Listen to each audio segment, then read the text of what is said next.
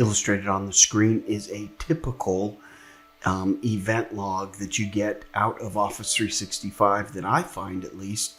And notice here, these are almost always fail spots.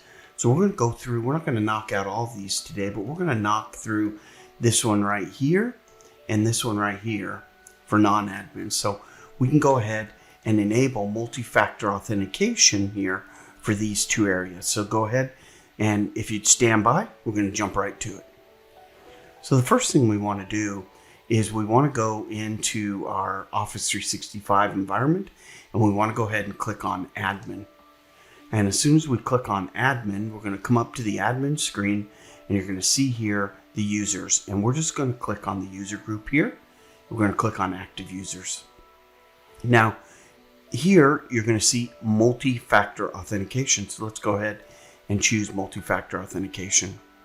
Now, multi-factor authentication is up, and we can enable this for all the users or just specific users. So let's just do these two users that have admin rights. We're just testing to see if the admins will take us off that naughty list on that security violation here. We want to make sure that this one turns to be that there's no issues. So we're going to go ahead and enable multi-factor authentication here by just clicking enable. Now we're just going to say enable multi-factor authentication and go. Now, one of the risks that you need to be aware of is if you're using an application, let's say for example Outlook, and you have Outlook running, you're going to need to re-authenticate. You can also manage this user's information.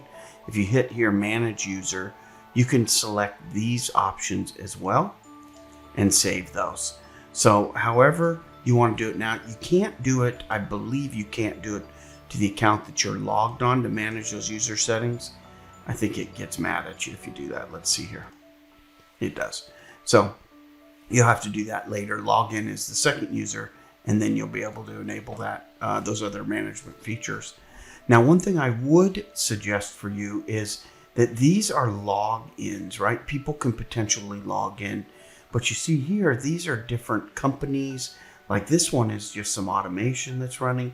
So you'll want to be careful on how you enable multi-factor authentication, because it will have an impact on those users trying to log into your system.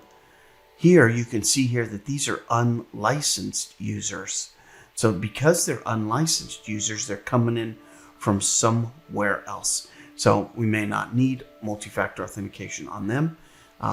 You can check to see what your requirements are locally.